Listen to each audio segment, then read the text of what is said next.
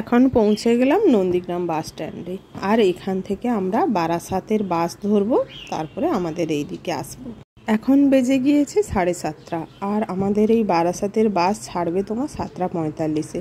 তো এখানে পৌঁছে আমি মানি ব্যাগটা নিয়ে নিলাম, আর বাকি ব্যাগগুলো হাজব্যান্ড নামিয়ে বাসে তুলে নেবে, মানে টোটো থেকে নিয়ে বাসে তুলে নেবে। আমরা টোটো ঠিক করে এসেছি তো। আর মেয়ে এখানে কিছু একটা বদমাশি করছিল, ওই জন্য আমি ওর ওপরে রেগে গিয়েছিলাম। তো এখন আমি একটু দোকানে যাব, একটু চুটুর পুটুর কিছু কিনে নেব, যাতে বাসে করে বসে খেতে হবে। সকাল থেকে যেহেতু কিছু না খেয়ে আছি, আবার বাসেও যদি অনেক সময় কিছু না খাওয়া হয় তাহলে শরীরটা খারাপ হবে।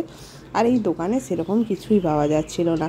ওই চিড়ে বাদাম ভাজা আর ওই চাল ভাজা এইগুলো ছিল, আর সেরকম খাওয়ার কিছু ছিল না। তো ওইগুলো অল্প অল্প করে একটু নিয়ে নিলাম, যে বাস যদি না দাঁড়ায় তাহলে অন্তত কিছু খাওয়া যাবে বলে এবার আমি বাসে উঠে পড়ব। এবার বাসে উঠে অনেকক্ষণ, প্রায় ঘন্টাখানেক বাস এসছে। তারপরে উঠেছিল ভেজিটেবল চপ স্যালাড দিয়ে, তো সেটা একটু নিয়ে নিলাম। আমি আর মেয়ে খাবো বলে ওই 4 পিসের দাম নিয়েছিল 20 টাকা। তো তারপরে দেখো এখন পৌঁছে গেলাম, এই দক্ষিণেশ্বরের সামনে দিয়ে যাচ্ছি। তো অনেক আগে থেকেই আমার আর খেয়াল ছিল না মোবাইলটা বের করে যে ভিডিও করব। তো এখন যতটুকু পেরেছি তোমাদের সঙ্গে শেয়ার করলাম। তোমাদের কেমন লাগলো তোমরা জানিও কিন্তু।